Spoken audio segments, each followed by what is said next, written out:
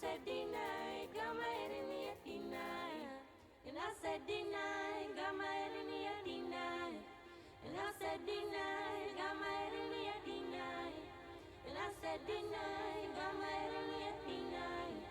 And I said deny, got my head in the deny. And I said deny, got my head in the deny. And I said deny, got my head in the deny. And I said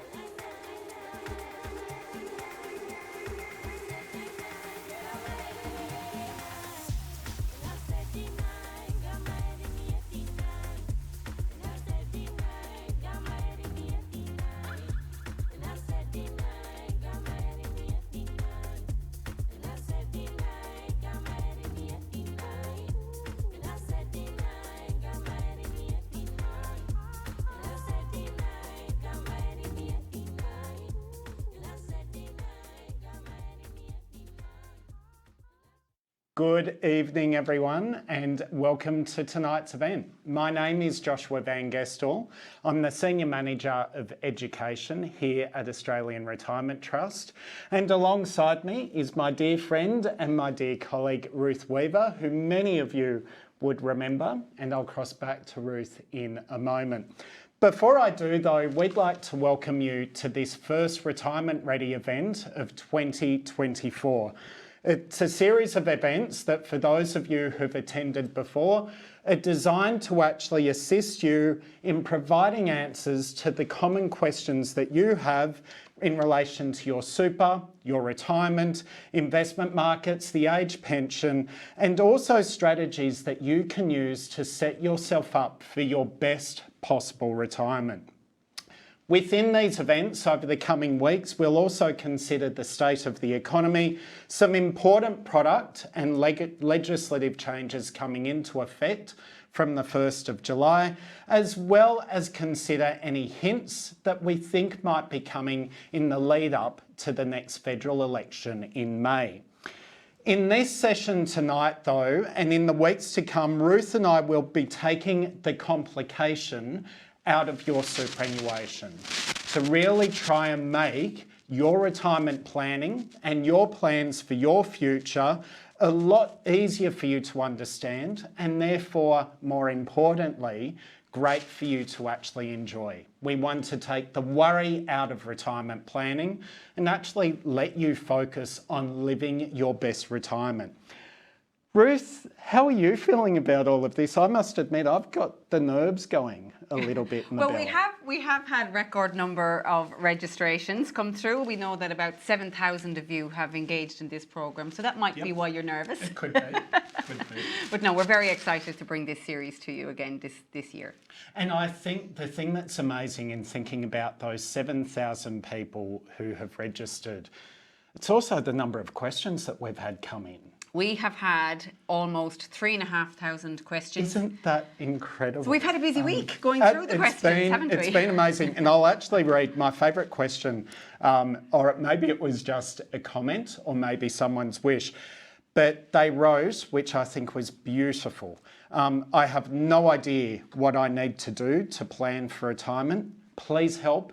And please keep it simple. And that is exactly what Ruth and I are going to do, both tonight, but over the coming weeks. Now, before I do that though, I'd like to first make 3 acknowledgements. The first is to each one of you to take the time, the interest, to actually join this event. We know it's a commitment, even though it's online, that it is a commitment from you, and it really does show that you're trying to really get the most value out of your super and really set yourself up for that retirement success. So thank you for your time, thank you for coming along, and we're looking forward to taking you on that journey. The second acknowledgement I'd like to make is to the First Nations people of the lands from which we are presenting tonight. This place now called Brisbane, and it's the lands of the traditional elders, the Yuggera and Turrbal people. But I'd also like to make acknowledgement to the traditional owners of the lands from which you come, their elders past, present and emerging, and also acknowledge any First Nations people with us tonight. The third, and maybe the most important acknowledgement though, I'll hand over to Ruth. So the third acknowledgement is to remind you all that despite the large amount of content Josh and I are going to share over the next 3 weeks with you, it is so important that you always remember we will be talking in general terms only. We don't know your personal or your financial situation, so please be mindful of that as we talk through the content. Now, if you need support to apply the information to yourself more personally, we have you covered there as well. You will see an opportunity to request a callback from one of our financial planners, and we would encourage you to take that opportunity if you are struggling to apply the information to yourself personally. You've also been supplied with a workbook, and again, that workbook is available under the screen, so if you need to minimize your screen, you'll see it. That's going to give you an opportunity to maybe jot some questions down as we're covering certain content, just to remind yourself of the type of things that has popped up throughout the session that you might want to check with a financial planner. I would also encourage you to use that if you do have a conversation with a financial advisor afterwards. That particular workbook will be very useful for both you and the financial advisor when it comes to actually wanting to get advice about your retirement planning in general. And lastly, as we've already said, we have had over 3,500 questions come through for this series. We have looked through every single one of them, and we have built tonight's content on the back of those questions. So just be mindful that this is a 3-part series. Not everything will be covered tonight, but we will remind you when we get to certain areas what we will be covering next week and the week after that as well. So not everything will be covered in tonight's session. Now, Josh, when we think about retirement, I always think about the fun things like the holidays, spending time with the family, hobbies. But that's not the only thing that Australians think about when the word retirement pops up. No, and I think even thinking about that question that I read out, I think when it comes to retirement, a lot of people are actually quite fearful. And the research that we conducted a couple of years ago now, but if anything, we've actually seen this amplify with the cost of living crisis that we're in, is that although we'd hope for most people they're thinking about their retirement as being a time to relax and a time to really enjoy their family, their friends, and really just enjoy living those years, what we in fact see is that for a lot of people, retirement does have this strong sense of fear. A very strong concern around the finances, that they won't have enough to get them through retirement in terms of their savings, but also concern around losing their physical health and also just having their money run out on them while they're still alive and really wanting to enjoy it. I think the other thing that we often get asked though by people as a second area of concern is, well, when do I have to retire? It's a very common question, almost as if people feel there is this set age that you have to retire in Australia. Well, let me be blunt on that. The age at which you retire is actually your choice. There are ages where the government starts to pay benefits. There are ages where you start to get access to your super, which we'll cover off tonight. But ultimately, when you retire is up to you. And the research that we've seen through a number of government programs in recent years, or government reports in recent years, really shows that people who retire early usually are doing so not because they want to, but because the situation is being forced upon them. It is really in those later years that we're seeing people are retiring because they're ready to and because it's their choice. So in Australia, unfortunately, we do see for many, the choice to retire is largely due to their own health, the health of their partner, or a big change in their job circumstances. It's not necessarily because of your own planning. When it comes then to how do we feel about our retirement income, we talked briefly a moment ago about how we feel generally about retirement. But when it comes to retirement income, again, we see that people feel that they'll have enough for retirement. And that's a good proportion, almost half of people feel that. But if we actually look a bit deeper at the data, what we also see is that for a lot of people, there's a strong concern there that they will have to keep working in some capacity. that they just won't have enough in their savings, and that they're actually unsure what retirement will cost them. Now, part of what we're wanting to do this evening in this first session is really help you to better understand what your retirement income needs are, so that you can also be thinking about what age you might be looking at retiring yourself. Now, in the research we conducted, we didn't just ask how people felt about retirement or felt about their income needs. We actually asked them how much income they felt they may need.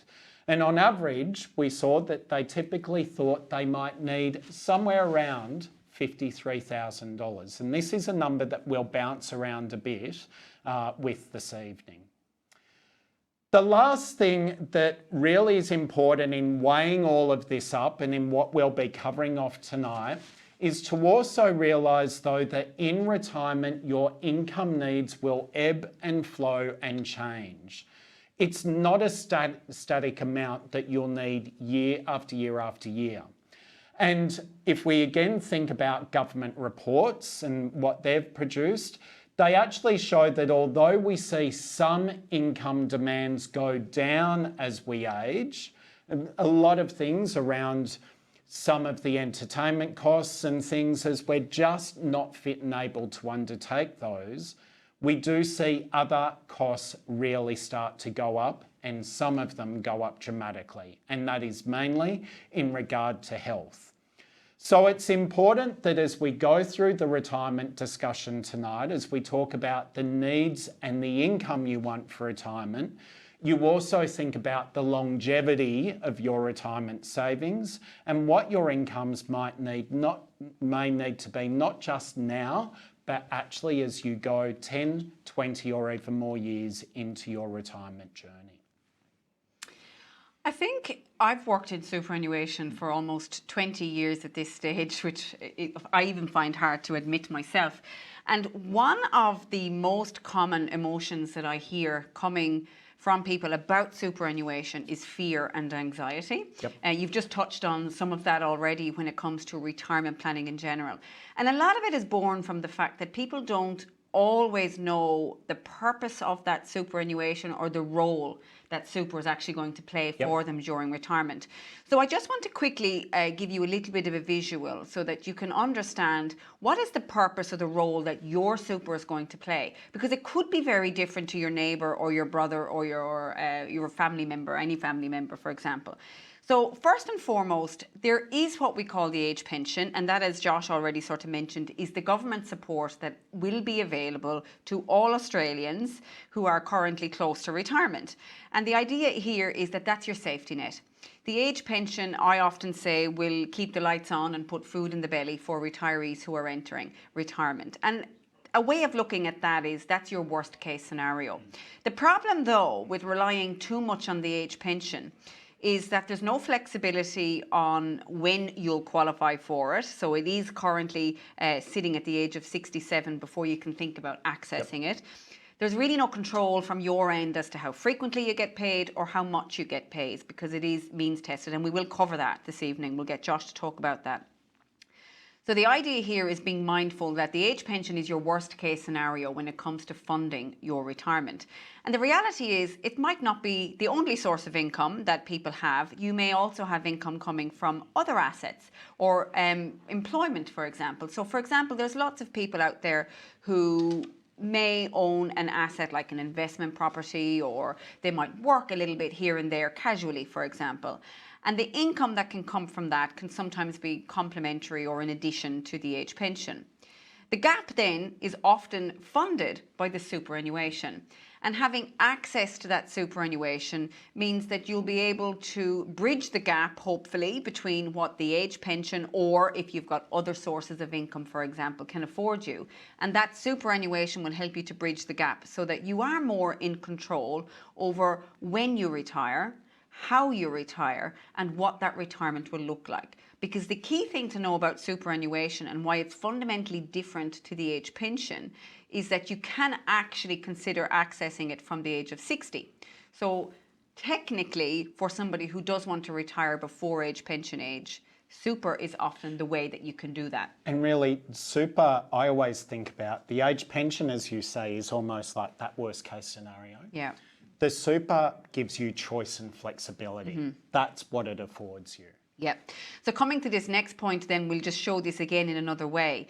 One of the most frequent questions we get, and it's born through lots of media outlets, social media, all the fear tactics around how much you need in retirement. I blame Koshi. You blame Koshi for it. But we do hear the rhetoric around needing $1 million to retire. And it does put a lot of fear in people. And the reality is there will be people listening here tonight who might need $1 million to retire. Maybe they're going to have an incredible lifestyle during retirement. But that's not the majority. The actual facts are most of us won't need $1 million to retire. In order to determine what you need to retire, we have to think about how much income you're going to want to have during retirement. And that's going to be a different number for everybody listening tonight. What you need in retirement will be very different to what I think I might need in retirement. So when you're thinking about what does the income derive down to, you've got to think about your situation first. So when we think about your situation, we're talking about things like whether you're retiring as part of a couple, in which case you can combine assets with somebody else, but also split costs. Or are you retiring as a single person where you're not able to do that? And it can be more challenging as a single person to plan for retirement and to fund retirement. You don't have the ability to combine assets and split costs. So that's a really important personal factor. But also things like what age are you planning to retire? What's your health like during that retirement? Things like whether you'll still have dependents. It is far more common these days for people to still be helping to financially support dependents as they enter into retirement. And the big ticket item or the big red flag here for many people is whether or not you'll still be paying a mortgage during retirement and paying down debt. And we were looking earlier on, you and I, around the statistics. Around the number of retirees who are currently entering retirement still paying a mortgage. And we were astounded that it has actually tripled in the last couple of years, that we are now entering retirement far more likely to still have debt. And also far more likely to be renting as opposed to owning our own home. So those things have to all be thought about when you're thinking about what income you want. Then we move on to thinking about your needs. Now this is almost, I say, going to be relatively similar for many of us. The needs are things like your food bill, your electricity costs, your rates, your fuel, those basic everyday costs that a lot of us would pay. And the variant between you and your neighbour when it comes to needs would be relatively small in a lot of cases. Most of us would have similar electricity bills, similar rates bills to our neighbours, for example, similar fuel costs if we're doing relatively similar things. So that's your needs. And I often say the age pension will go a long way in funding those needs. Yep. But where we see the big variance in income needs is around the wants. And this is ultimately what your super will allow you to actually work with. So your wants are things like, do you want to travel? Do you want to eat out? Do you want to be able to join the local golf club, for example? These are the things that you don't have to have, and they can vary grossly between your friends or your colleagues or your neighbours. And this is what the superannuation is going to allow you to work with. And I think this is one of the important points about super, isn't it? Yep. That the wants bucket is allowed to be played with if you've got decent super. And can I just play a couple of points? I'm sorry if I'm going to steal your thunder on everything, on anything. I think also in there you've got to think about your needs, which you mentioned around your situation.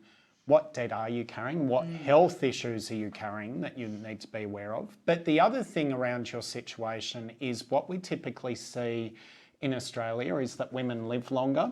So they need already a higher amount of savings because of that. Yeah. But on top of that, we also see typically that women retire younger. So the issue there that we've got, particularly for single women, is that they tend to have a lot less in retirement savings, but their needs that Ruth has talked about are actually going to be for a much longer period. Yeah. So again, it comes to this point of recognising your needs, your situation, your wants are going to be very, very specific to you. And that's why we need to be careful that, as Ruth said, often in the media, we're told to compare ourselves. That's okay for pointing you in the right direction, but it's not going to give you the answer that applies to you. And it can also instill unnecessary fear if you're comparing yourself with someone whose situation is very different to your own. So it is important that you're always able to bring the information back to yourself. Now, look, we're human. We like to have little cheat sheet ways of knowing, well, you know, if I think about all of this, let's start to put some money or some dollar figures around what the income is. A couple of quick ways to do it. The 2/3 rule is quite a common first step. So it's basically looking at your current income and saying, well, what's 2/3 of that? That's a close indication of what you're currently spending, because the 2/3 comes from the net income, if you like, and the 1/3 that we're wishing away is basically the tax that you're probably paying now. So relatively close to giving you an insight as to what your current spending is 2/3 of what you're earning at the moment. But look, there's no easy way around saying this. You've got to prepare a budget. You've got to do some kind of a budget, and it is a bit of a dirty word because none of us love to do that. It's a very rare thing that people enjoy doing. I know it's something that I dread doing, but it is important that you actually take the time to stop and do it. What are those needs? What are the costs that really won't change? You should get a really good feel for what those costs will be, and then you've got a good idea of what those wants can be and how luxurious you can go with the wants. Use your current lifestyle as a basis. Like, it's very unrealistic to think that someone who's currently earning 60,000 a year is going to have a retirement goal of 100,000 a year. We don't see that happen very often because deep down we know that the lifestyle is modelled around what we're currently earning anyway. So think about the kind of things that you're doing today, and nobody wants to have a drastic shift in their lifestyle. So that's going to give you a close indicator of where it is you're going to want to land. And finally, use a forecaster. There are various tools, and Josh is going to talk about our own tool at Australian Retirement Trust in a moment, but there's lots of tools out there that allow you to put your personal information in, like your age and how much super you have, etc., and give you a little bit of a taste as to what you might likely be able to achieve. And again, just that workbook that you Yes. mentioned early on, some of these we actually provide further information on, or the room for you to consider within your workbook. So whether it's now or later on after this, we really do encourage you to explore those further. As Ruth said, though, ultimately, whichever way you go, you are going to have to think about that budget. You are, yes. There's no way around it. No. Now, as I said earlier on as well, we're all human. And when we're human, we do like to look at what other people do just for at least a benchmark. And we did say that benchmarking can be dangerous because it can instill fear. But it's also useful enough to get a bit of a sense as to give it some give us some security. sort of a guideline. So we at Australian Retirement Trust have looked at we're going to look at 3 different lifestyles that you might think about, and it's really modelled off some figures that are publicly available out there. So if we start with the age pension. The age pension, as I said, is your worst case scenario in many cases, and this is giving you a little bit of a sense as to what you might be able to achieve or where your starting point is. And if you're a couple in Australia at the moment and you're qualifying for the full age pension, you're looking as a combined couple of about $43,700 odd a year. That's your starting point. The super then is designed to give you in addition to that. If you're a single person retiring, you are currently expecting on the full age pension rate to be just over 29,000 a year. And as we said, that's going to give you a very modest lifestyle. It's going to mean you're going to have to budget very carefully, and that wants bucket will be very, very small. The ability to move around there will be very tight.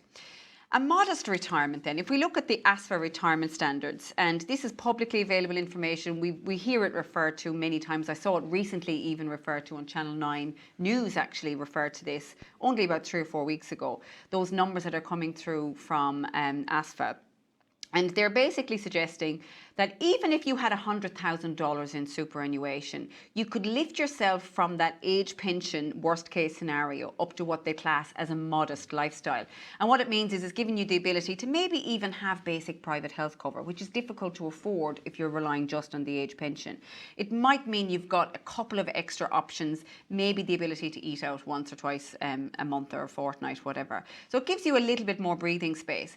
To achieve a modest lifestyle, they're basically saying just about 47,000 for a couple and 32,500 odd. You see the exact figures there for a single person.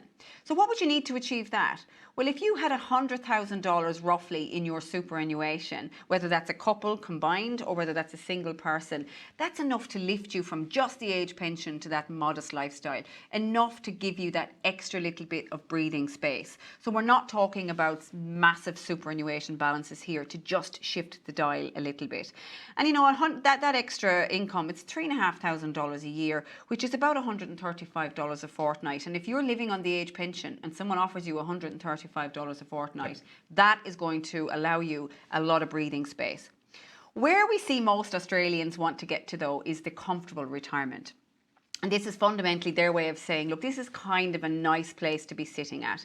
This allows us flexibility. We can run our aircon without stressing about it, or run the heating in winter without stressing. If the washing machine breaks down, we have the ability to replace it. We're not having to save up for weeks, put money aside. So it's giving you a little bit of flexibility, the ability to maybe have a holiday once a year, do a little bit of travel, eat out, etc. And can I just, in our family at the moment, Yeah. you know, my mum and dad are going through a lot.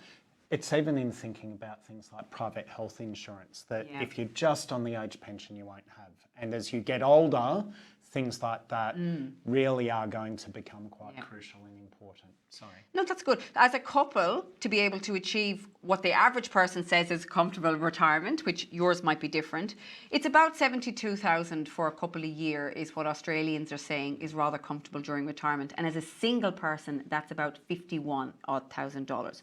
So the question there is, well, what do you need to fund that? And if you're a couple and you're liking the look of that 72,000 a year, you're probably, assuming no other assets and assuming you own your own home, you're probably going to need about 690,000 in super between you both to be able to achieve that. But if you're a single person and you're looking at that number, the 51 odd grand, and you think, I'd like that, you're actually going to need close to 600 to be able to achieve that. Again, not being able to split assets can be a bit tougher for a single person entering. My final point on this is please do not be disheartened by those numbers. That's 72,000 for a couple. What you need to fund that, the 700 odd thousand, will be significantly reduced if you're able to dial that income back a little bit. So thinking about, well, do I really need 72? What would it look like if I only needed 65 or 66, for example? And I'm telling you, the balance you need for that would significantly start to reduce. So don't get too hung up on the 72. You might be on either side of that. Maybe you need 5 or 10 grand less a year. Maybe you need a little bit more. But it's just giving you a bit of a ballpark to work off. And we'll come back to actually discussing how you might want to think about moving. We definitely will. So before I hand back to Josh, I just wanted to remind everyone in here, the purpose of super is to supplement what you might be able to qualify for through the age pension. So we looked at the age pension rates. Again, they're up there on the screen for you to see. But age pension doesn't just automatically come.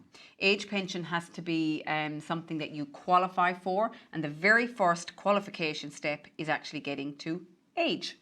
So before we bring the age up, I just want to remind you of something that we talked about earlier. A lot of people see the age pension age as the point at which they can retire. It's not. The age pension age is the age at which you can start to receive the government benefit or the government entitlement where you're eligible for it. So as Ruth said, the first thing in that eligibility is to turn the right age. And we've seen the age pension age, which was 60 for women, has then moved to age 65, and it was 65 for men. And both of those ages have now progressively moved from 65 to 67. And that is where it's legislated currently. There's no legislation in place for that to change further. A common question we get asked though is, why have we actually seen the age pension age increase or move? And if I give this reflection that 110 years ago, when the age pension was introduced, the age pension age back then was 65. The life expectancy for men was actually less than 60, so there were very few people who would actually receive it. And the life expectancy for women, they would actually receive the age pension back then at the age of 60. Their life expectancy was 61. So they wouldn't actually get a long period of dependency upon it. What we've seen over the last 110 years though, is that age pension age has barely shifted until very recently. But we've seen life expectancy go up considerably. For women, life expectancy has gone from 61 to actually closer to 85. And for men, we've seen that life expectancy go from 59 to being also in the low 80s. So it is appropriate when you think the government is now paying far, far more people an age pension for much, much longer. And that isn't what it was originally designed to do. And so as part of trying to get around that, that's where the government some years ago now actually started that progressive increasing in the age pension age. Unlike France, we don't go out and burn everything down when the government makes announcements like that, hopefully. All right. The second thing that you have to do, though, to qualify is not only do you turn the age, you then have to pass 2 tests, and these are referred to as the means test. You have to firstly go through an income test where the government will actually add up all the income that you were deemed to earn and just determine where that fits on how much income they should give you through the age pension. And I'll go through that in one moment. If you pass the income test, they will then do a second test, which is to look at your assets and again determine whether you own too much or not in them issuing you an age pension.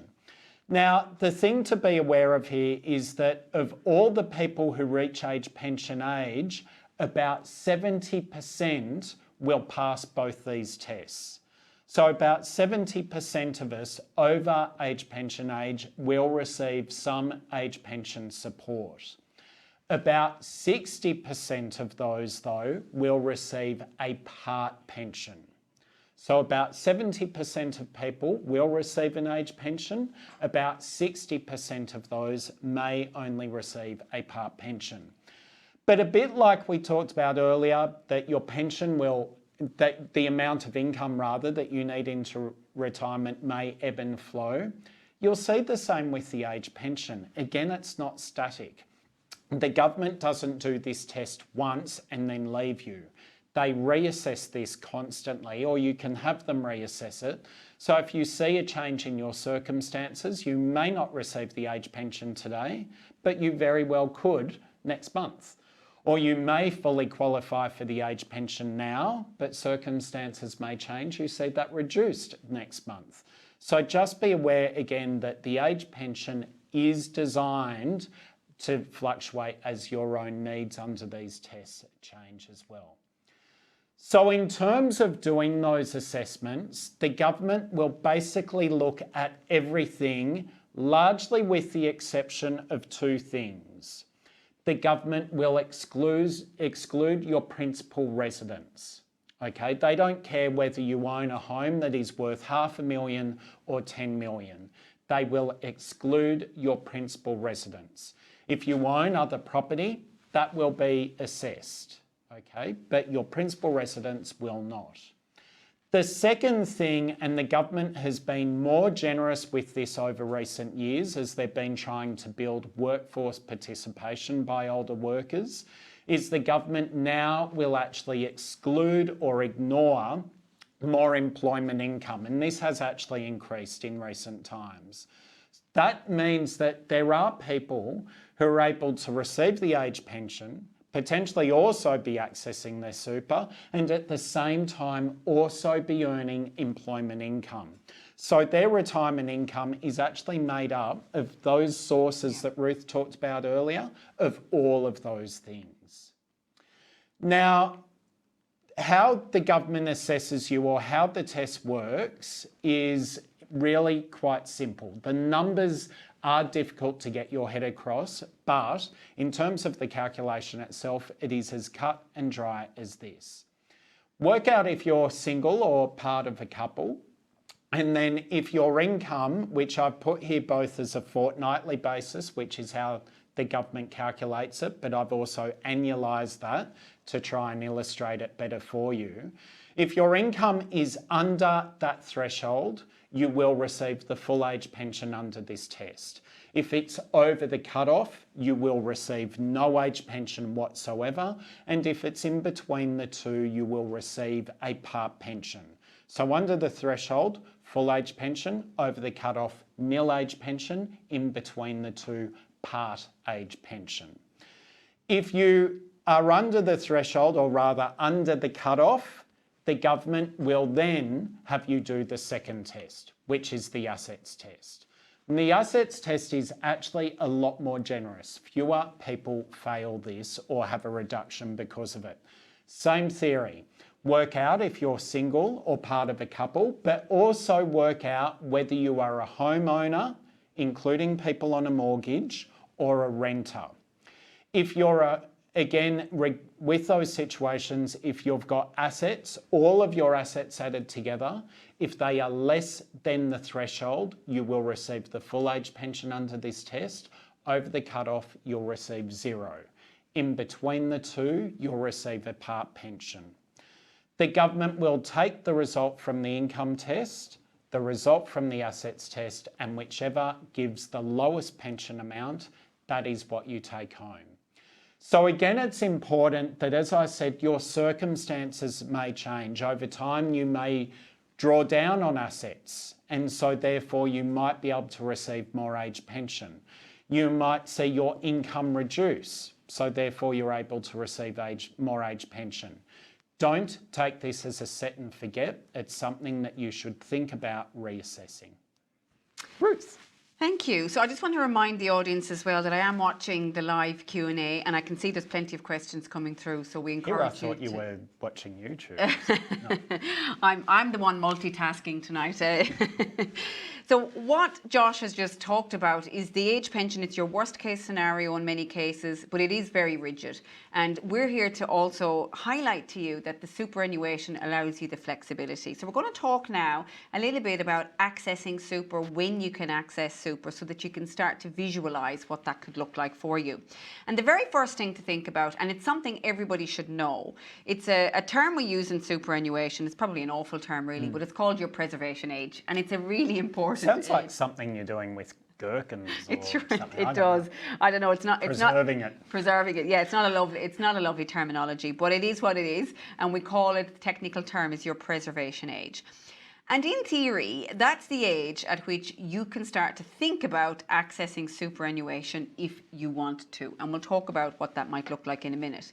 But Josh mentioned how the age pension age has been increasing slightly over the last few years. Well, so has the preservation age. So your preservation age for anyone born after the 1st of July 1964 is actually age 60. Before that, it may have been a little bit earlier.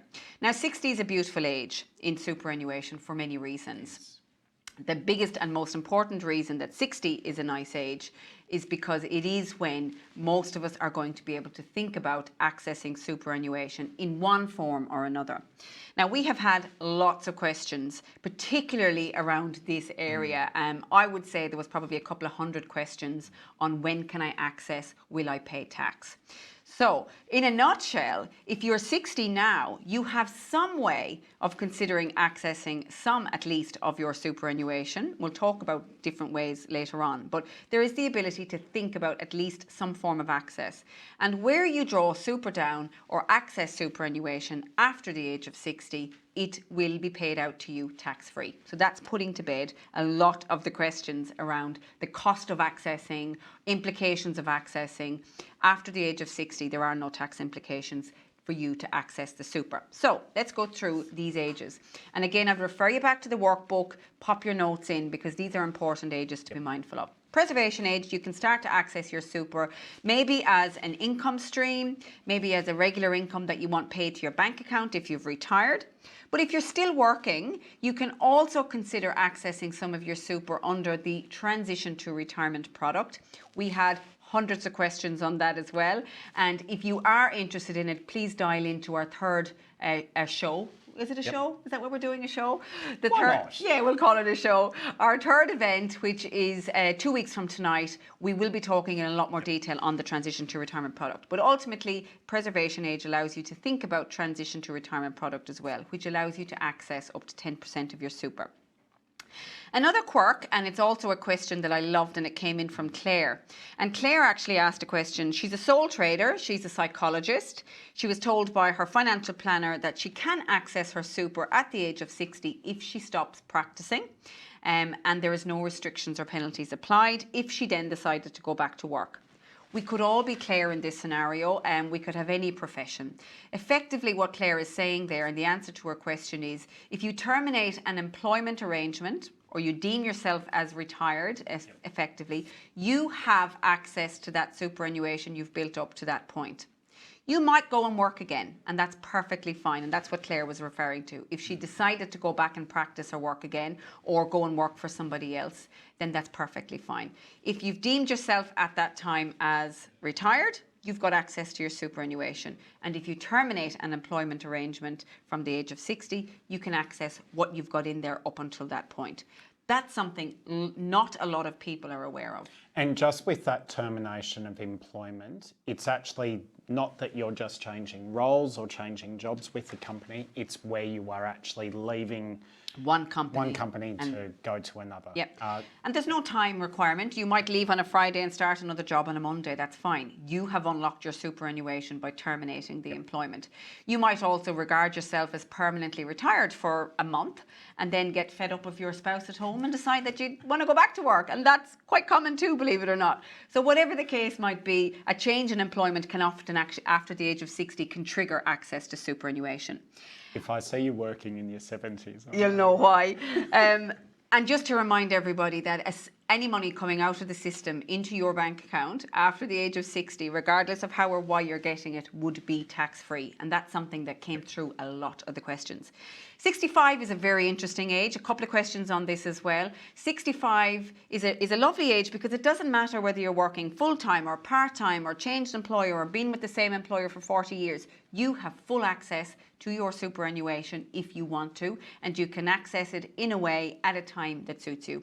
And yes, it will also be tax-free, even if you're still working. So 65 is an age that you should really be starting to think about what you want to do with this asset now. 67 then, as Josh said, is the age pension age, and you might do lots of things with your superannuation before you get to age pension age at the age of 67. So you need to look at all of those ages and think, well, at what point or what is it I'm trying to do here? There's one age that isn't on the screen, and it's the most important one. And that, of course, is your retirement age. So you get to determine, Josh already said, you decide your retirement age, and you will probably make that decision based on what you see there, based on knowing that there's a possibility at the age of 60, based on knowing your likelihood to pick up age pension at 67, and based on knowing that the drawdown would be tax-free. So it's all very relevant, and it would all be important if you're having a conversation with a financial planner. Now, when it comes to getting the money out of the system, I did talk that there's going to be lots of different channels available, and we will focus a lot on in episode 3 on the structuring the super during retirement. But just to very quickly summarise before I come back to Josh, I just want to remind you all that when you do retire or when you stop working, you do not have to take your superannuation. It is quite common, particularly if you're part of a couple, for one to retire and maybe the other doesn't, and there's still an income coming, so you don't need to access it. Maybe you're a single person and you've actually got some savings that you want to fund the first couple of years of retirement. Whatever the case may be, you do not need to access it at retirement. You don't need to disclose the fact that you're retired even. So it can just stay there and accumulate returns as you wish until you're ready. When you are ready then, there's a couple of ways you can access. So you might decide that you want to withdraw a significant lump sum for a period of time. You can access the whole lot of your superannuation in one hit, not common, but you could technically access it as a full withdrawal if you wanted to do, or as a couple of multiple withdrawals. So that lump sum concept, and Josh will go through a bit more detail on that in a moment, is one option available to you. Another option is through an income stream, and this is probably the more common option that we see people using, which is where you're moving your superannuation balance into a product that looks and feels very like super, except now you're having a payment paid to you on a regular basis, which could be fortnightly or monthly, for example.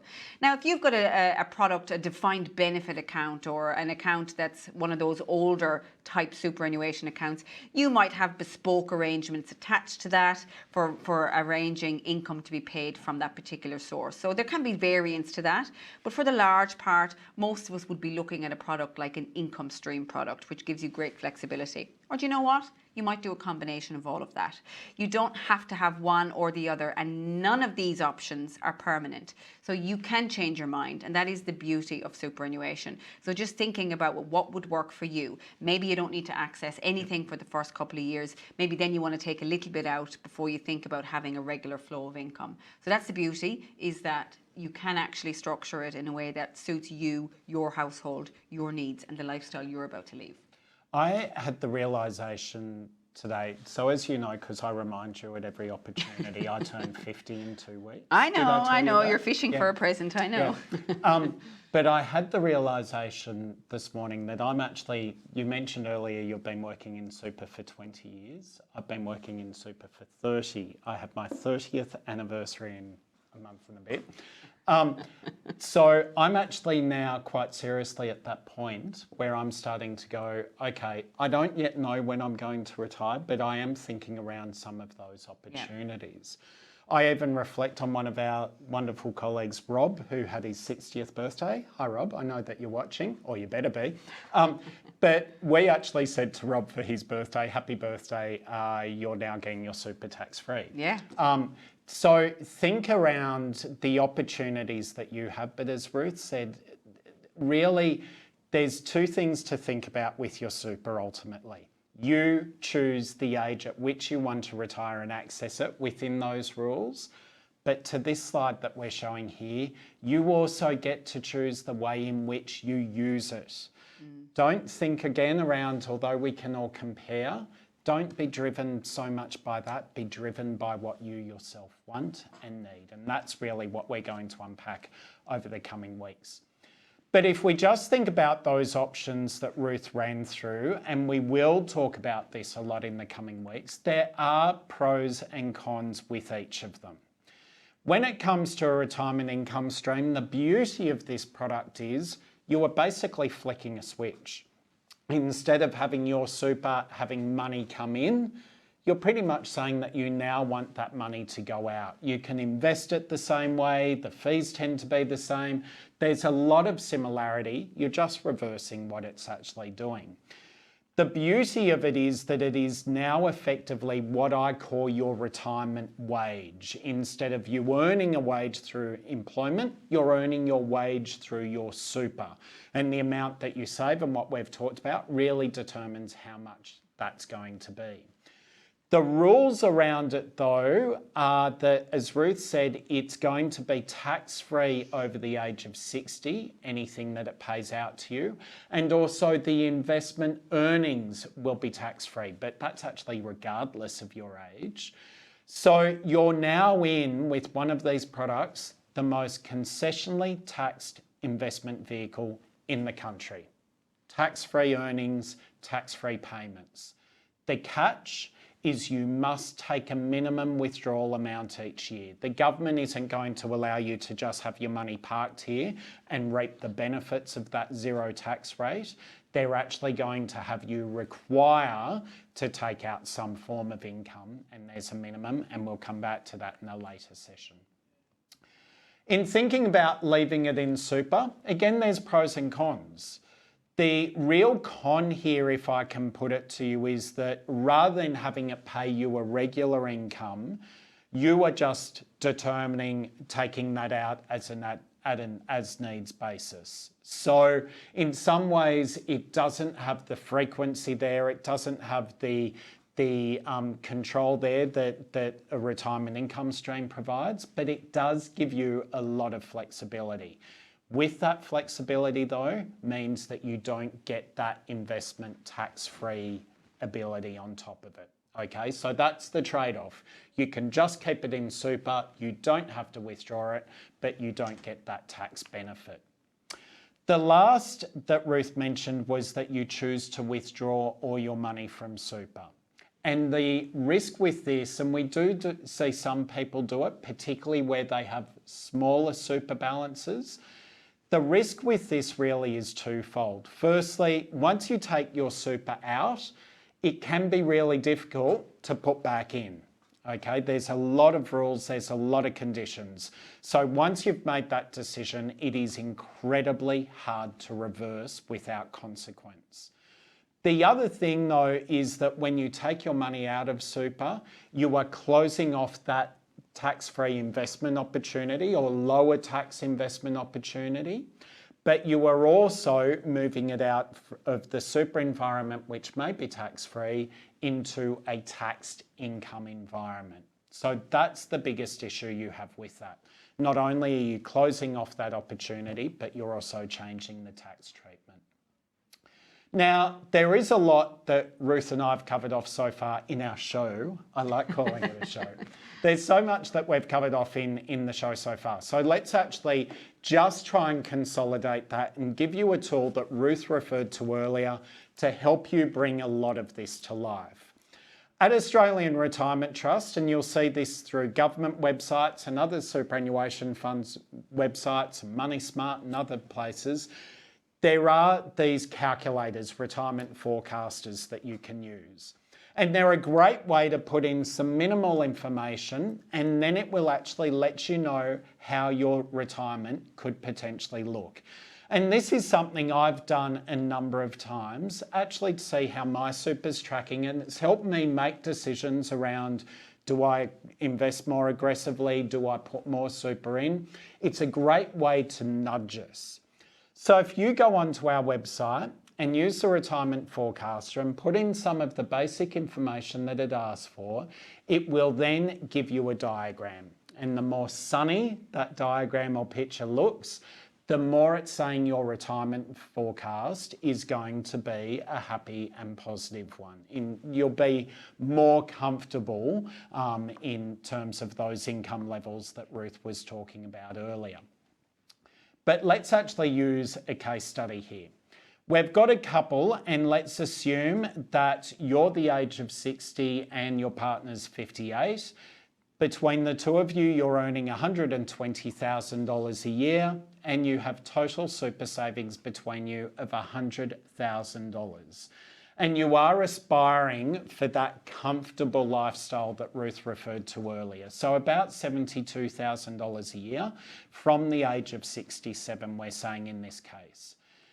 If we plug that all into the calculator, what the calculator is actually showing is that the super is going to run out very, very quickly. And the super is actually shown in those lighter blue shades. And you can see that that super runs out really in their early 70s. And from that point, they are completely dependent upon the age pension. So what we want to do over the course of the rest of tonight and the next 2 weeks is talk about how you could think about improving this situation. But Ruth, there are a couple of levers for us to think about. I might get you to just talk about the first few. The first few levers you have to work with are your own personal ones. And that is your income needs. So remember back to the couple that might want 72,000. And I said if you dropped that a little bit, it would significantly change how much superannuation you need. Are you able to negotiate, for the want of a better word, what that income need is and what your retirement might look like? The other one is to assess your retirement age. If you are falling short, see what an extra year of work would do to that particular model. Neither of these are ideal. Most of us in our heads have already landed on the income we think we want, the lifestyle we think we want, and the age that we think we want. But they are your first two levers. If you're not willing to negotiate or wanting to negotiate on those two levers, that's where your superannuation comes in. And when it comes to seeing then, well, what can the super do to help me achieve those goals? I don't want to negotiate the age I retire or the income, so I need super to do a bit more. What can I do with super?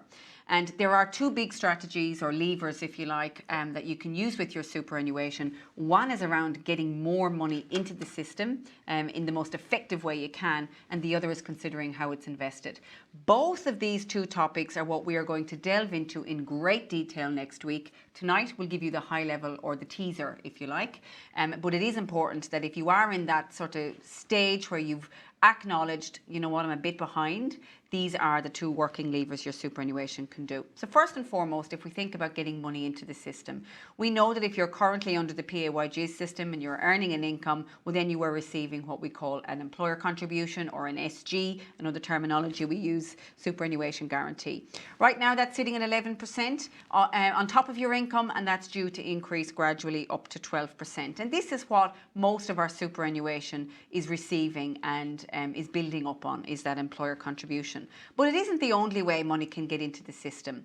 So that employer contribution is what we call a concessional contribution. And if you've ever looked at your transaction history or your statement at the end of the year, for example, you'll know that the employer contributions are taxed at 15%. People often say, what's that tax number I see? That's the 15% that gets applied to the contribution your employer puts through.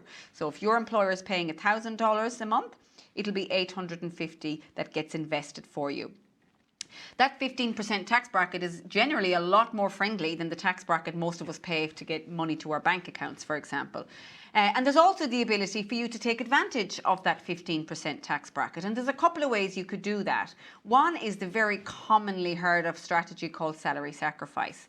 And salary sacrifice is often something you will arrange with your payroll department to tack on to that employer contribution and say, I'd like to take advantage of the 15% and maybe redirect some of your pre-tax income into your super. A very simple example, if you had $100 a week to work with and you said, I want to salary sacrifice $100 a week, that would be $85 then, because we take the 15% off going into super versus in your bank account, generally something between $60 or $70. So that's what salary sacrifice is. And there was a question from Philip I spotted earlier on, if I salary sacrifice, can I take that back out? No, not necessarily before you could take any other type of money out of super. So it doesn't sit in a special access bracket. It is part of your overall superannuation, and you'd still have to qualify to get that type of contribution out, just like you would with any of the other money.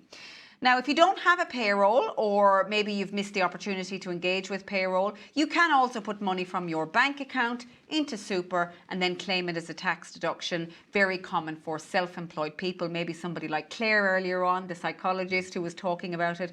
Claire might actually put a contribution from her bank account into super, claim it as a tax deduction, because she's probably her own payroll person and having to arrange that herself. Like my own husband, as self-employed, for example, would do it that way. But his payroll person is I'm the payroll person, yes. I'm the administrator, I'm the payroll person, I'm everything. Now, this is a wonderful opportunity to get money into superannuation and also get a tax benefit from it. But whenever we're onto a good thing, there's usually a limit, and this is no different. The current limit for all of these contributions combined, and what I'm talking about here is the money the employer is putting in, the 11%, whatever you've arranged with payroll to contribute through salary sacrifice, whatever you're putting in from your bank account and then deciding to claim as a tax deduction, DIY salary sacrifice I call, that all has to sit within a limit of 27,500. There are some caveats to that, but a carry forward, we're going to cover all of that next week, so keep tuned if that's something that you're interested in. If I can just flag, we don't have it on the screen here, but from 1 July this year, that $27,500, we're fully expecting that that's going to increase to 30,000. So it will be indexed on the 1st of July. Sure will. So that's another opportunity available. So that's one method to get money in, and we're going to go into so much more detail on that next week. If that is of interest, join us next week. The other way to get money in, and it's probably a very common way for people who are close to retirement, is to feed money through the non-concessional method, or after tax if you like. This is money already sitting in the bank account. You may have already paid tax on it, and in most cases you would have paid tax on it. This money goes into superannuation, tax-free, and it always comes out of super tax-free. It has already been taxed. Now, there's a couple of methods or reasons you might contribute in here. Lower income earners often contribute money in this way because there are some government incentives. The co-contribution, for example, a spouse tax offset, if there's a lower income earner in the household, would feed money in this way, because low income earners don't get much benefit from 15% tax. Again, covering all of this next week. This is the high level vision of it so far. So this is the after-tax contribution. You don't claim tax deductions on this method, and the amount that you can contribute under this method is far more generous because the government have already received tax for that money that's in your bank account. And this is 110,000 per person per annum, and as Josh mentioned, this will also increase. We're expecting this to increase on 1 July to 120,000.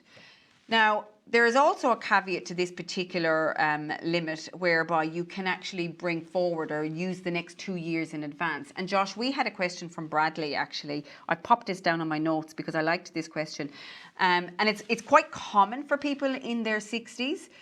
They are of the, I won't say vintage, of the age where we start to see inheritances in particular become something that people are wanting to invest. And superannuation is an attractive place for people to want to invest that money. And these limits are something that people need to be mindful of. Yeah, and I think two things that I'd say in regard to these limits. The first, some people look at them and go, I'll never have that much money. Well, you might get an inheritance. You might sell down your family home in some way. There might be assets that you sell down that you're wanting to move into super, okay? So this number could still be achievable. The other thing I'd say though is that this 3-year carry forward, this much bigger amount, which is currently $330,000 a year, but will increase to $360,000. That number used to really cut off once you reached age 65. It is now an amount that you can continue to make well into your 70s. So there's contributions opportunities that exist now for you that a couple of years ago, 2 years ago, didn't actually exist. Okay. So. And one such opportunity is actually not age-based as such, but it is the downsizer contribution. And again, we will refer to this next week in more detail. But this is probably the concept you might have heard where outside of that limit of 110 or the 330 over 3 years, there's an extra ability to get an additional 300,000 into your super in the event that you've sold or down your principal place of residence with the concept of downsizing. We'll go into more detail on that next week. But if you are in that category where you are thinking about selling your home and downsizing, you may have an extra ability. And if you have a spouse, you can both hop onto the bandwagon there. So there's lots of ways you can get money into super. You do need to be mindful of the rules and the limits. They do change a lot. One area that we do see a lot of changes in, as Josh already alluded to, is actually the age at which you can think about it. Now that downsizer, the ability to get an extra 300 independent of the limit into super, it used to be 65, I think it started, 60. And then it reduced to 60, and now it's at 55. So that's something that you can start to think about from the age of 55. 67 is the age where if we are looking to make tax deductions on contributions we're putting through, we do need to be able to produce a work test to show that we are actually actively at work. So this is for the tax effective or the concessional bubble, if you like, that if you're putting money into super and then you're going to claim a tax deduction, you do need to be able to disclose that you are at work. There's a work test that you need to meet basically to avail of that. 75 is really the age at which we are almost tapped out of making our own contributions into super. But as Josh mentioned, as little as 5 years ago, that was 65. Then it moved to 67, and now it has moved to 75 in recognition of the fact that there were many retirees out there with money sitting in bank accounts that they could really do very little with, and they wanted to get it into superannuation. So if you are somebody that's maybe in your late 60s and there was a window closed 3 or 4 years ago, that window might have opened again to get money into the system. So 75 is an important age if you do have a lump sum of money that you want to get into the system. And of course, you can receive your employer contributions forever and a day. As long as you're working, doesn't matter what age you are entitled to employer contributions. Now, we're going to go into so much more detail on all of that. That was a Speedy Gonzalez version of contributions, and we're about to give you a Speedy Gonzalez version of investing. But it is to give you a teaser as to what we're going to cover next week. Two things. Do you know, a useless fact for you on our show is that over the last 15 years, we've seen nearly 20 contributions changes, which is why I think... We're so stressed when we have to come and do these. We're afraid we'll say something. And last year's numbers. It's just incredible. Yeah, it changes a lot. The other thing, just Ruth was saying, we're now going to talk about investments, but if I can give a very, very big plug for next week. Some of you would have joined us in the past and would know that in our second session, we usually have Brian Parker, our chief economist, join us. Brian is actually going to be away during next week's broadcast, but that affords us the ability to be joined by Andrew Fisher, who is actually the head of our investment strategy. Don't tell Brian, but I actually think he's more insightful and entertaining. But next week, you will have one of our most senior investment leaders in the business actually presenting in more detail on some of what I'm going to cover quickly now. When it comes to investing your super, and remember, Ruth said that this is another lever that you have at your disposal, that the more aggressive you are with your investments, the more growth opportunity that affords. There are three things, though, to consider in that regard. The first is, as I've just insinuated, that how you invest your super means that it is market exposed. This comes with risk. It does come with volatility, but it also comes with opportunity. And we've seen incredible growth in share markets, even if you think, although in spite of ups and downs over the last 12 months. So really do think around the fact that your investments in super are exposed. I am amazed how many people are surprised when they see their super balance go down because of investment performance. It's just because of how your super is invested. I'll come back to that in 1 second. The second thing to be aware of, though, is remember too that even when you enter into retirement, your super is a long-term investment. Most of us will have it throughout a working life that might go for upwards of 40 or 50 years that it's invested and working for us. Then when we go into retirement, it could be something that we have for another 20 or 30 years continuing to work for us. We see it at retirement that a lot of people don't just change their behaviour when it comes to their super, they change their behaviour in the way it's invested. They become almost instantly conservative overnight. And the issue with that is that it actually prevents opportunity for further growth, notwithstanding the exposure risk that comes with that. We'll come back to that next week.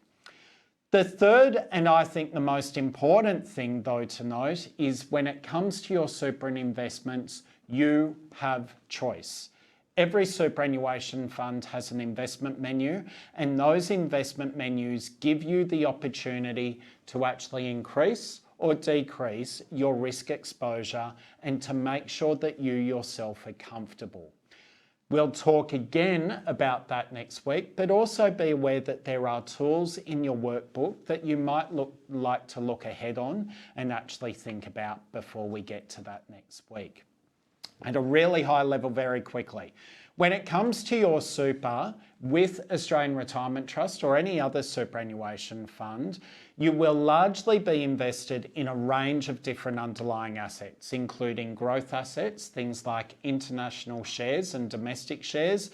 And if you do not make an investment choice, this will be about half of your account balance. But we know that shares come with volatility. And so historically, superannuation funds have balanced that volatility out by also investing you in traditional cash assets, things like cash and fixed interest bonds, for example. But as super has grown so dramatically in Australia to now be worth over $3 trillion and one of the largest pension pools in the world, it means that super funds have had to extend what they're investing your money in. And that again brings you opportunity.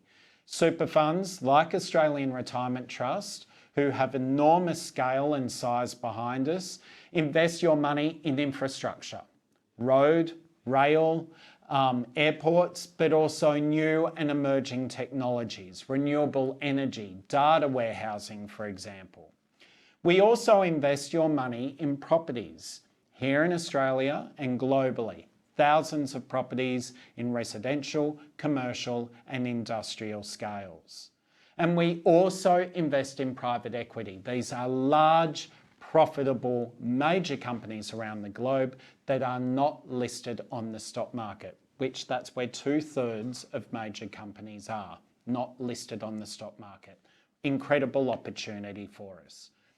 Andrew, when he joins us next week, will talk a lot more about some of those incredible assets that we're actually investing in. How this then relates to you is if you are currently under the age of 55 and make no investment choice, you'll be in our balanced default option or our part of our life cycle strategy I'll come to in a moment. Over the age of 65, if you make no investment choice, you will be largely invested in our retirement option.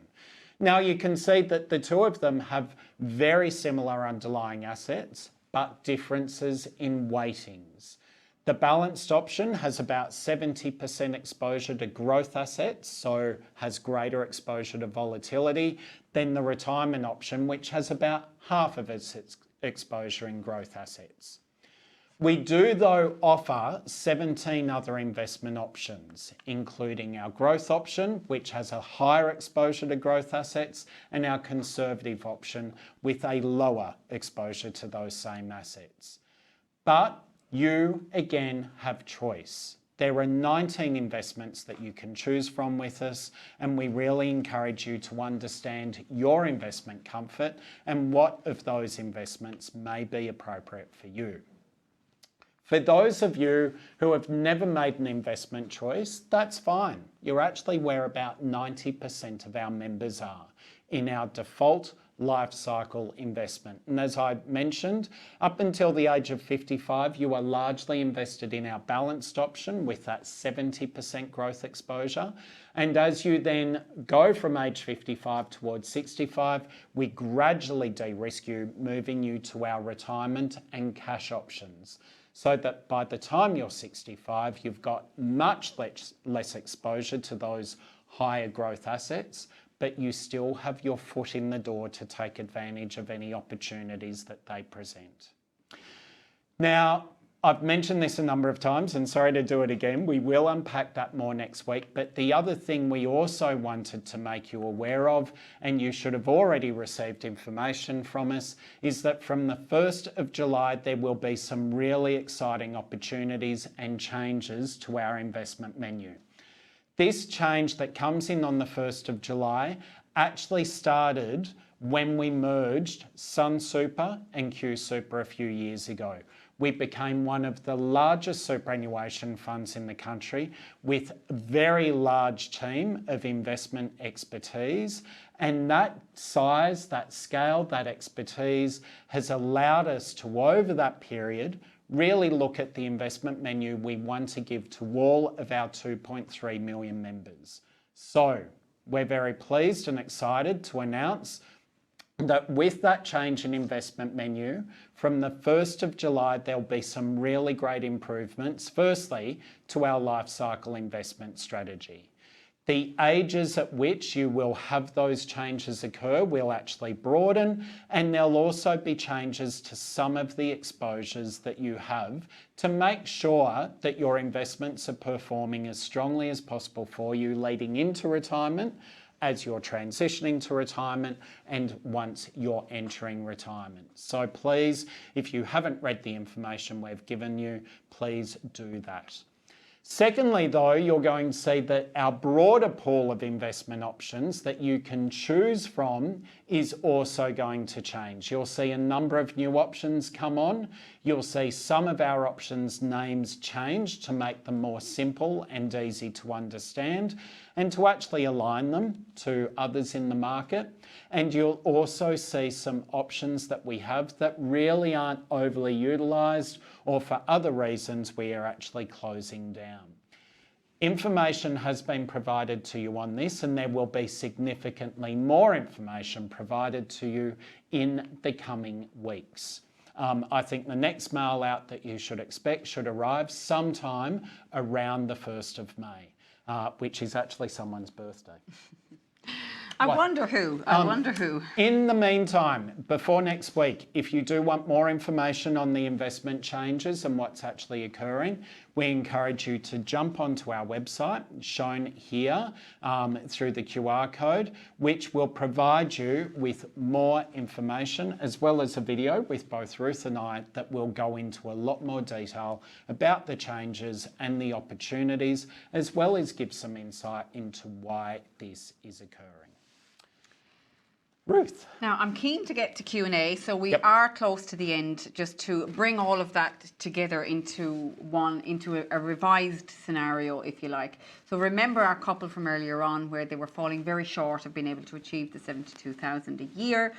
They implemented some strategies, and what they implemented was both contributing $10,000 a year to their super, and because they recognised they had a bit of work to do, and they also realigned their investment options. And again, we'll go into more detail on those next week. But the implications or the impact that has had is extraordinary on what they've been able to achieve now through the revised scenario. It's amazing, isn't it? It's just lovely to see that they are actually able to achieve that retirement goal of 72,000 a year, and you can see that they're well and truly into the 90s, knocking on their 100th birthday before that superannuation actually runs And out. I'm not kidding. This is the first time I've seen this illustration, actually. I knew we were presenting it, but it's the first time I've seen this number. It's actually quite incredible. But I think what's really important for people to see here is the age pension is still doing a lot of the heavy lifting here. So that navy bar and that greenish colour, I don't know what the right colour. Teal, maybe, yeah, that's probably the right colour. That is still the age pension. So this has given you a visual of the beautiful relationship that can exist between age pension and superannuation, and you can achieve far more than you think if you don't just look at one or the other. So the amount of age pension you can see that they're getting is changing as they're depleting their superannuation, and the weighting of one over the other is shifting. So it just shows you the impact or the ability to be able to make significant changes. There was a question from somebody earlier on saying, I'm 56, I have done nothing with my super so far. This lady was 58 and the gentleman was 60, and they were able to make a significant difference over those last few years. And I'm conscious of time going to Q&A, but you talk about those levers of making additional contributions, of making investment change. My view is that we all can have those levers throughout our entire lives. Yeah. But as we get closer to retirement, we have to push or pull on them much harder. So the contributions we make have to probably be more thought out and larger, and the investment choices we make perhaps need to... We need to be braver. That's right. So lastly, before we go to Q&A, make sure you're connected with your account. We want to make sure you're looking at your super regularly. When you're logging in, we're making sure that you're seeing relevant information based on your age, based on your stage of your superannuation journey. So make sure you do connect with us digitally through your online account or through the mobile app, my preferred way. And while you're on the mobile app, make sure you're taking advantage of our member rewards program. This is going to give you discounts on various retailers around the country, on products, on services, on holidays, on experiences, on all sorts of things. And it's a lovely way for you to be able to pick up an everyday advantage, if you like, of being a member. And you often say that we should be putting our savings into superannuation. I myself might... I don't. might not. I just say that. You say that, yeah, but do you do that when you take advantage of the rewards program? No, I just buy more Lego. You just buy more Lego. I just buy more things from Good Guys. But there are some brilliant savings in there, so please do take advantage of it as a member. Josh, bring us home, and I've got lots of questions. Okay, so what comes next? Well, as Ruth said, please download the app if you haven't already. It's a really tangible way to get started and to understand where your super's at, and be a bit brave. It might be numbers that scare you, but it is a start, okay? It's like that first time you go to the gym. It sucks and it's hard and you hate it, but that's the hardest step that you've taken, okay? If you do have other super elsewhere, think about tracking that down. You can do that through the app and consider bringing that together in one place so you can start really managing the process. Do though think about what we've talked about tonight. In considering your needs for income in retirement, use the forecaster, but also reflect on your own age, your own eligibility when it comes to the age pension, okay? And a lot of those numbers, I encourage you to go onto our website. We've got great information there regarding the age pension and retirement more broadly. Also though, we encourage you to register for our next event. And next week, as I actually said before, we'll be talking in a lot more detail about what we've covered off tonight. We'll also be joined by Andrew Fisher, who is our head of strategy when it comes to investments. And really, Andrew has an incredible way of talking about what we do and actually making it relatable. So I encourage you to come along and hear from him.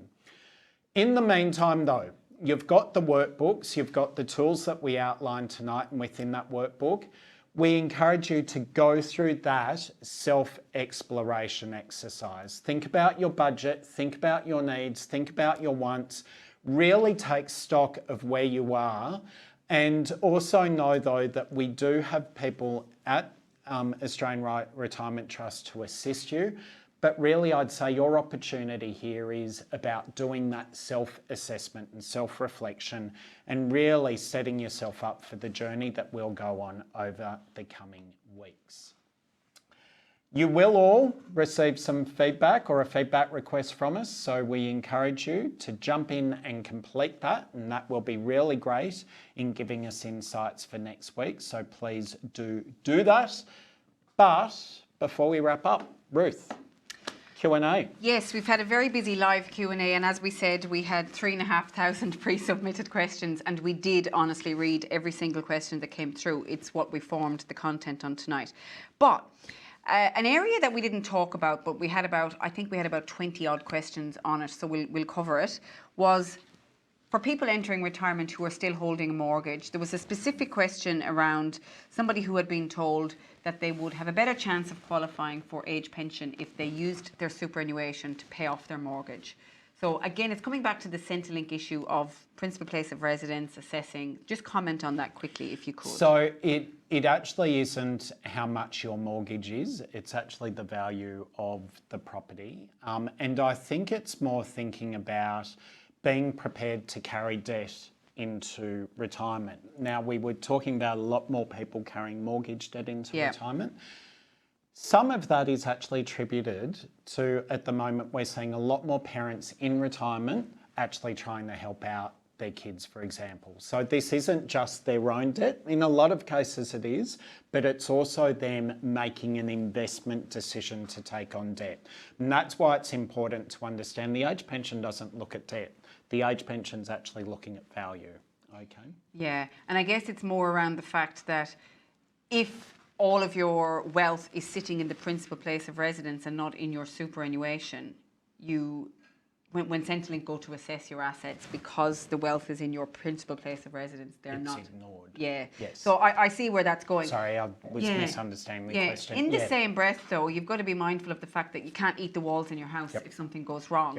So if all of your money is just in your principal place of residence, what happens if you need access to cash for anything else? And that's a really important observation. If it's sitting in your super, yes, it's assessed, but it's also earning significant compound interest as well. So some more questions around access. So this was really lots of questions. There was one around, is there restrictions on what you can do with the money once you access? So could you use it for medical treatment? Could you use it for home renovations? What's the rules around when you get the money? There aren't any.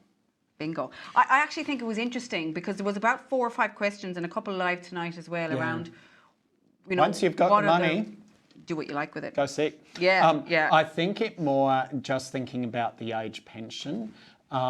It is important to think about where you use that money, and if you're taking it out of your super, for example, and buying an investment, you're shifting it from one investment to another. So for age pension, it will still be considered. If you're taking it out of super to upgrade your kitchen, then you're actually taking an assessable asset and moving it into a non-assessable asset. Not that I give my neighbours financial advice, but one of my neighbours actually did come into a very big Centrelink issue. And I said to her that she had spent some years thinking about upgrading her kitchen and never did. And I actually said to her, Mona, she's Mediterranean, wonderful cook. And I said to her, Mona, now is actually the time you think seriously about, is it time to do your kitchen upgrade? She moved an accessible asset into a kitchen, problem solved. And she had a nice kitchen to do all that cooking for you in. Absolutely. That wasn't advice. The trigger for one of those questions was somebody who was asking about accessing superannuation to use for medical treatment. Now, you've got to be careful here, because accessing super after the age of 60 where you qualify, that's the point. Nobody is tracking what you're doing with that. So if you are using it for medical treatment, well, then that's your decision. No one's asking to show where the money's going. But if you're wanting to get it before age of 60, they will absolutely want there proof. is a lot more hurdles for you. You are going to have to draw down under some sort of financial hardship or compassionate grounds, a very different way of accessing super. So I don't know if that individual is over or under 60, but that is relevant. Yep. You know yourself, I actually accessed my super last year to get a hearing aid. I claim that I'd just be deaf sometimes when you talk to me. But yeah, I had to meet very strict criteria. When I received that money, I had to report to the ATO and provide invoices to the ATO for the medical expense. So yeah, be very careful if you do withdraw that under the age of 60 in particular. Another live question that came through tonight, who was this one from? Brian. Brian was asking, he's 62 and he'd like to know how easy is it to switch a percentage of your super into more growth assets and less cash. So we didn't talk about the actual switching process. Yeah, Brian, we'll talk more about this next week. But if you download the app, for example, the switching process will take you 30 seconds. And the beauty of doing it through the app, for example, it will actually show you the assets that you're currently invested in. So those mixes of property or shares, for example. And then it will also give you an illustration of what it will look like after you make that change. So it's a really good way of visualising those exposures. The other way you can do it though is you can just give us a call and you can actually have a chat about it, have a chat about the investment change that you want to make, and the team can assist you with that. It is though incredibly simple. There is no cost associated with it, and you can make as many choices as you'd like. Not that we necessarily encourage that, but again, your super is your money and you do have that investment capability or that investment choice capability. Now, there's a big question here from Narelle, and the first thing I would say to Narelle is the next 2 sessions will be useful to put more context on the answer. But her question is around the earnings that you can generate on your superannuation. So you would have mentioned in the income stream phase, earnings are tax-free. And Narelle's saying, if earnings are tax-free, is that amount then assessed for pension purposes when it comes to Centrelink? So I don't know where the connection will come, but I can see Centrelink won't make any discrimination. They're just looking at the entire amount that you have in super. For Centrelink, they don't tax care about is the tax not element. even a consideration. Yep. But I do see where Narelle's going. Is it income? So remember, Narelle, you don't have to draw the money out, or you might not be drawing out as much as you're actually earning, in which case Centrelink are looking at the total balance, not necessarily whether it was tax-free or taxable. Absolutely. Another question about Brian, no, it was Philip actually, who asked, if I leave an employer, I like this one, if I leave an employer at the age of 60 and retired for a short period of time, and then, like I said, maybe regret retiring, can I go back and work at the same employer? Even if I've accessed superannuation. So does that still qualify? It's interesting. It's a comment I often make. You'll never have a current affair chasing you down the street. Basically, at the point you make a decision to retire and withdraw money from your super, or change employer and withdraw money from your super, you're signing a declaration that's stating at that point, to the best of your knowledge and the best of your understanding of your situation, you are choosing to retire. You are choosing to change employment. If at a later date you decide that you want to go back to work, you want to go back to that employer, then that's okay. You don't have to give the money back. Might be an opportunity for you to think about reinvesting some of it maybe, but you don't have to give that money back. The ATO's not going to check on you. Centrelink will just want to see where money's moving, or think about employment income, things like that. But no, you don't have to worry about, am I breaking the law by choosing to go back to work? No, you're not.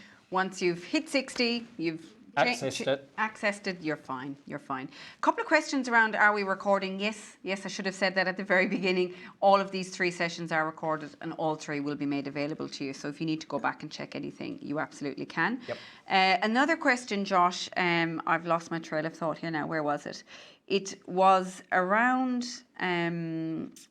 it was around the actual process of accessing superannuation. So asking questions on how much notice do I need to give the super fund if I want to do a lump sum withdrawal? And the answer to that is not a whole lot, to be honest. It's quite simple, actually. It actually is a quick process, but there's some expectations we should really set here. It's not like your bank. Yeah. You can't just walk in and get the money out across the teller. The reason for that is superannuation funds have some very strict rules that we have to meet in confirming your identity, and also you think about how we've seen superannuation abused and people accessing it illegally and things like that. So we really want to make sure that you are who you say you are, and that your bank accounts are legitimate before we move that money across. So there is an initial hurdle there, particularly the first time you make a withdrawal or an income payment. But as Ruth said, once that occurs, it actually becomes a very straightforward process. Just don't expect, as I said, that you can walk in and get it out across the counter.